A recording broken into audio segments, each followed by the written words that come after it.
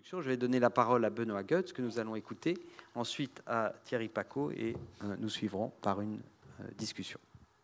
Merci Joseph, et je voudrais... Oui, applaudissements. Je voudrais remercier toutes les puissances invitantes de Monaco pour cette invitation qui était surprenante et agréable, qui m'a tiré de ma retraite lorraine pour arriver sur la Riviera. Donc, merci beaucoup. Alors, tu parlais de ma situation. Effectivement, je ne vais pas m'étaler là-dessus, mais effectivement, il m'est arrivé récemment de manquer d'un lieu pour faire de la philosophie, puisque, mais je ne vais pas en parler trop longtemps, dans l'université de Metz, qu'on a marié de force avec l'université de Nancy, puisque maintenant on veut faire des grandes universités, on a jugé qu'il ne pouvait pas y avoir de la philosophie dans deux universités, Metz et Nancy. Et on a jugé que c'était à Nancy. Donc si je n'avais pas été en retraite, j'aurais été forcé d'aller dans la maison de Nancy, ce qui pour moi aurait été un cauchemar, parce que je n'aime pas les philosophes de Nancy. Enfin, il y en a que j'aime, mais... Donc on peut retenir cette idée, c'est qu'il faut plusieurs maisons pour la philosophie, qu'on ne peut pas forcer les gens à cohabiter dans la même maison. Donc, c'est un peu notre sujet, j'ai cherché des maisons. J'avais une librairie que j'aimais bien, qui m'a accueilli, une belle librairie, en plein centre-ville, et ça a duré pendant 2 ans, il y avait un monde fou, parce qu'il y a peu d'étudiants, mais il y a beaucoup de gens qui s'intéressent à la philosophie, des vieilles personnes, des retraités, des gens très, très agréables.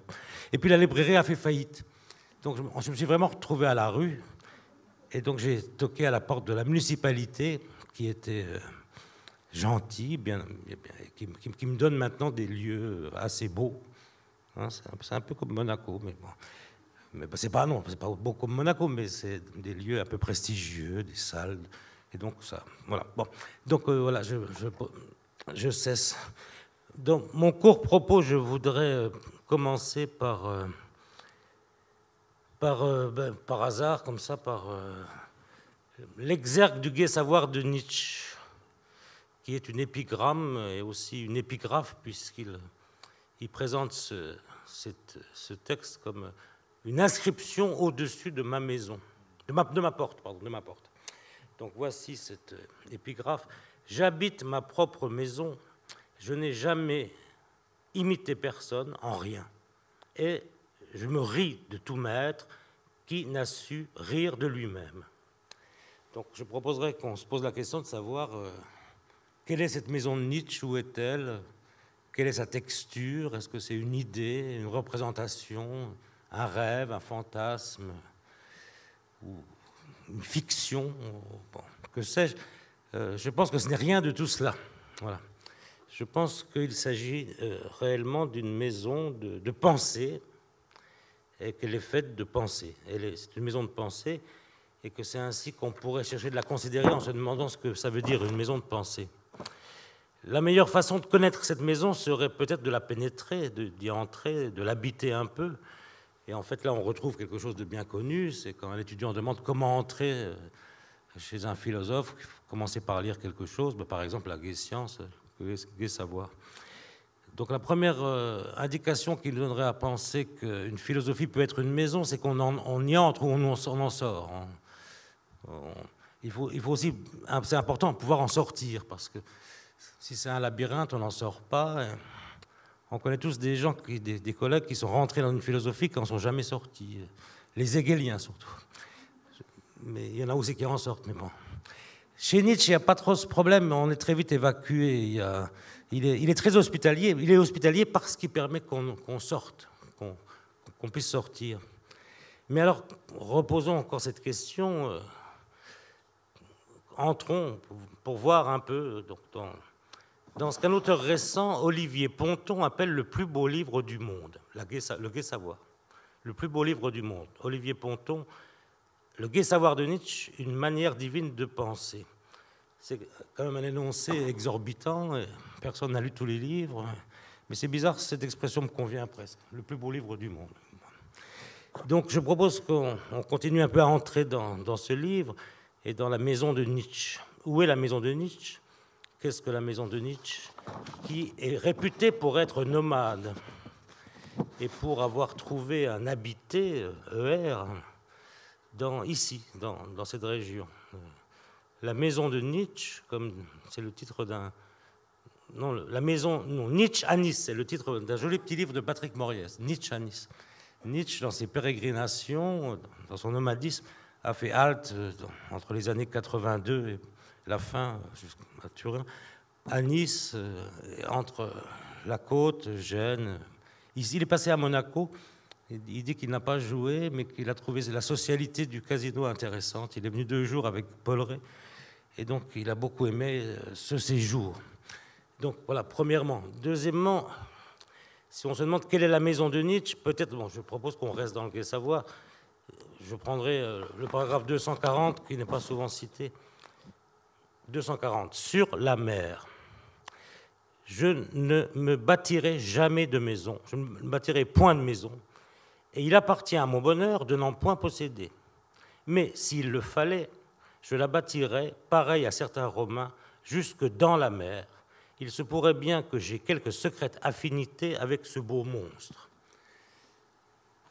Voilà, donc je dirais que la maison de Nietzsche est au voisinage de la mer, c'est-à-dire ce qu'il appelle un beau monstre, et que sa maison est une maison dans le monstrueux, ou dans ce qu'il appelle aussi le chaos, et que sa tentative, c'est de pouvoir séjourner auprès du chaos.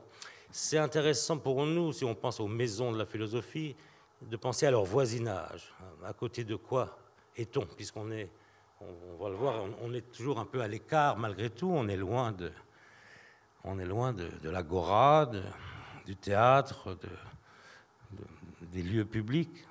La maison de la philosophie a son lieu à l'écart, mais auprès de quoi est-elle?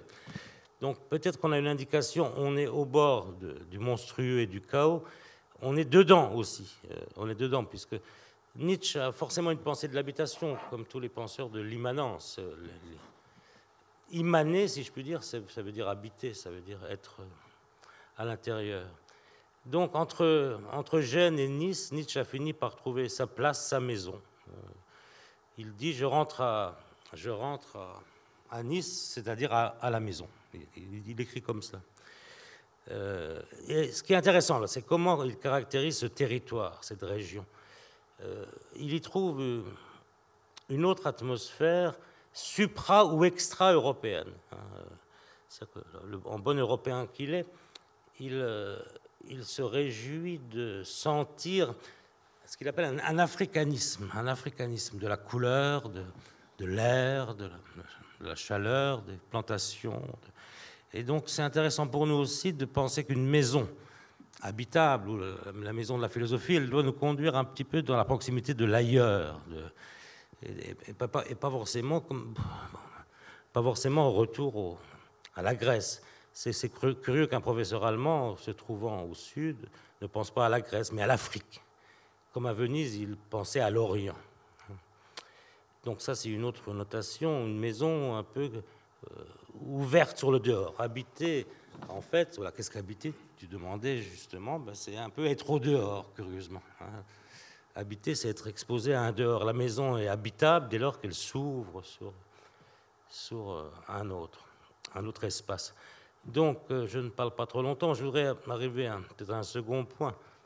On a le droit de rêver, comme disait Bachelard. C'est le titre de son ouvrage, Le droit de rêver, qui contient beaucoup de remarques sur la maison. Et donc, notre thème de recherche, quelle maison pour la philosophie, nous incite, on a le droit maintenant à se laisser aller un peu à rêver, à ce que serait un espace idéal pour, disons, nous autres, comme Nietzsche parle parfois, nous autres. Alors,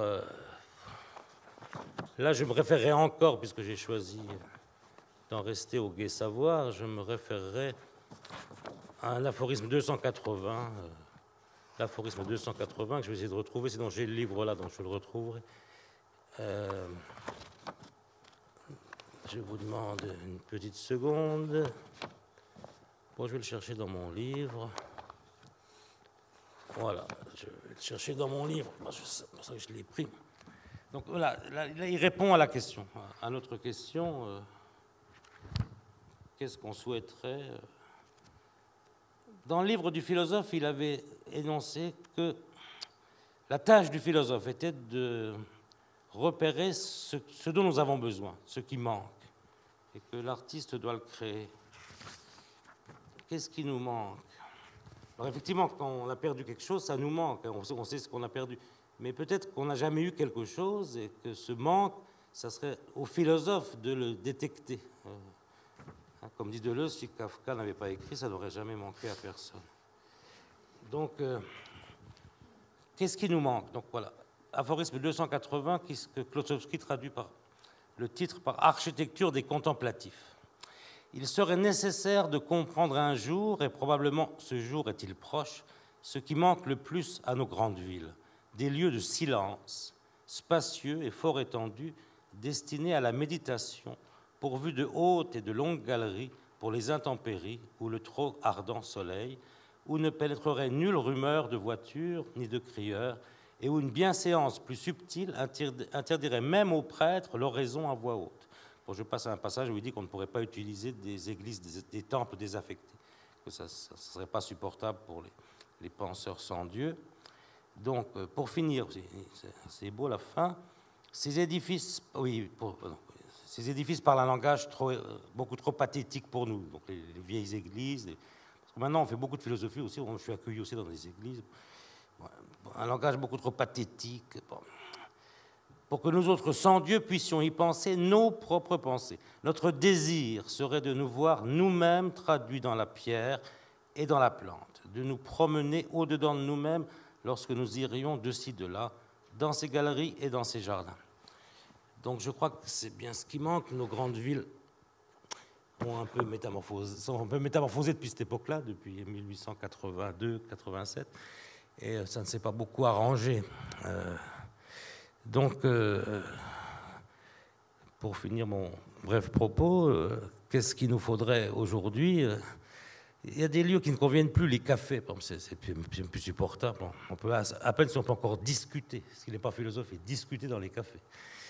Les écrans sont partout. Donc il faudrait imaginer des lieux, j'imagine, j'aurais un peu le droit de rêver, une salle d'attente où on n'attend rien.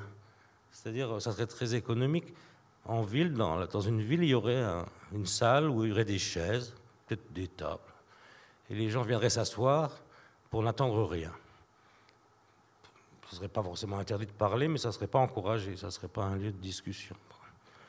Bon, ça serait facile à réaliser, parce qu'en ville, il n'y a plus de possibilité ainsi de se livrer à des pensées, à des ruminations, à des rêveries. Ou alors, voyons plus grand, alors on pourrait imaginer un archipel, une presqu'île, un mont Athos, avec des monastères, qui seraient des monastères de pensée, éloignés les uns des autres, mais pas si éloignés les uns des autres qu'on ne puisse pas y aller à pied, comme on veut, et à sa guise. De manière, comme Barthes disait, il rêvait à partir de l'Athos, Barthes, il rêvait de ce qu'il appelait l'idiorhythmie, c'est-à-dire une très grande communauté où les gens vivraient seuls, mais aussi ensemble. Et il n'y aurait pas trop de rencontres, sinon exceptionnelles. Et ils pourraient aller se voir de temps en temps. Donc je pense que la Maison de la Philosophie devrait être ainsi espacée, vaste et idiorhythmique, et au bord de la mer. Et puis, ça ressemble un peu à ici, quoi.